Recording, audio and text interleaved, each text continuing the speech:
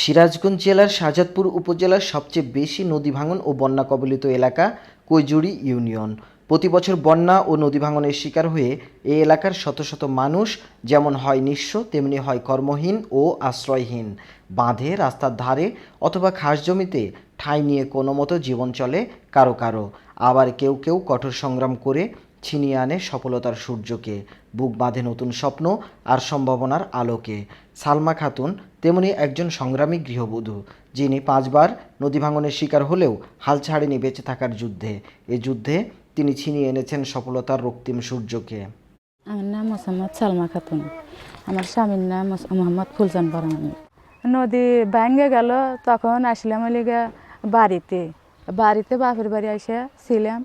বাপ ভাইয়ের মেলা, ভাই বোগার মেলা কথা শুনলাম। শুনে হারে তারপরে ননাসের বাড়িতে আসলাম। ননাসের বাড়িতে এসেও অনেক অনেক কথা শুনলাম। আজ থেকে 14 বছর পূর্বে কৈজুড়ি ইউনিয়নের চর কৈজুড়ি গ্রামের মৃত্যু শাহ আলীর কন্যা সালমা খাতুনের বিয়ে হয় একই গ্রামের মৃত্যু পরাণ আলী প্রামাণিকের পুত্র ফুলচান আলীর সাথে। বিয়ের পর বেকার স্বামীর সংসারে দুঃখের অন্ত ছিল না। কাজের অভাবে দুবেলা দুমুঠো ভাতও জুটত না ঠিক মতো। শুধু তাই নয়, গত প্রায় 3 বছর পূর্বে নদী ভাঙন ও বন্যার কবলে পড়ে ভিটেমাটিও হারাতে হয়েছিল সালমার পরিবারকে। সালমার যখন চরম দুর্দিন, তখন তার পরিচয় হয় কৈজুড়ি গণগবেষণা কেন্দ্রের সদস্যদের সাথে।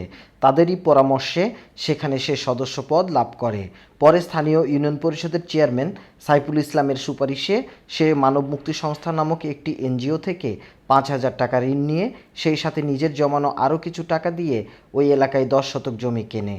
পরে গণগবেষণা কেন্দ্র ও স্থানীয় ইউনিয়ন পরিষদের চেয়ারম্যানের সুপারিশে মানব মুক্তি সংস্থা নামক ওই এনজিও অ্যাকশন এইড ও ডেনমার্ক অ্যাম্বাসির সহযোগিতায় প্রায় 70,000 টাকা ব্যয় করে ওই 10 শতক জায়গায় মাটি ভরাট করে একটি বাড়ি নির্মাণ করে দেয় সালমাকে, যাতে করে তাকে আর নদী ভাঙন ও বন্যার কবলে পড়তে না হয়। আমরা যেটুকু চেষ্টা করতেছি, যেরকম এখন জলবায়ুর যে অবস্থা, অতি বর্ষণ বা অতি বৃষ্টি, এখন আমাদের এখানে দেখা যায় 2008 সালে একটা বন্যা হয়েছে, 7 সালে আবার 1988 সালে একটা বন্যা হয়েছে।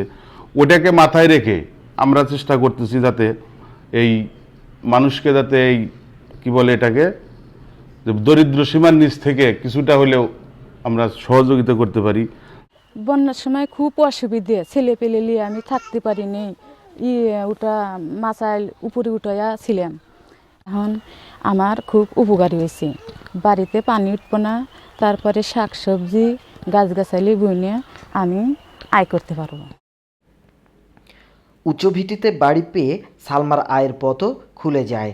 বাড়িতে হাঁস মুরগি পালন ও বাড়ির আঙিনায় সে এখন শাকসবজি চাষ করছে। এছাড়া অবসরে চরকায় সুতা কাটছে। এইভাবে প্রতি মাসে সে আয় করছে প্রায় 5,000 টাকা। আর সেই আয়ের টাকা দিয়ে সালমা এখন তার 2টি সন্তানকে স্কুলে পাঠায়।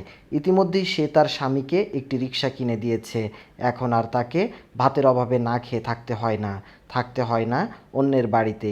এমনকি নদী ভাঙন ও বন্যা নিয়ে তার আর নেই কোনো